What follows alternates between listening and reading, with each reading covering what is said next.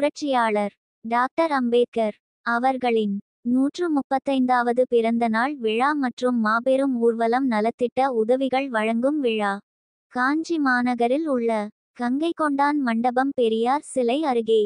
புரட்சியாளர் டாக்டர் அம்பேத்கர் அவர்களின் திருவுருவ சிலை ஊர்வலமாக சென்று பேருந்து நிலையத்தில் ஆதிதிராவிடர்கள் முன்னேற்ற நல சங்க தலைவர் காரை வெங்கடேசன் 1000க்கும் மேற்பட்ட ஏழை எளிய மக்களுக்கு வேட்டி, சேலை, அரிசி, தையல் இயந்திரம், மிதிவண்டி, அறுசுவை உணவுகள் உள்ளிட்ட நலத்திட்ட உதவிகள் வழங்கும் விழா நடைபெற்றது.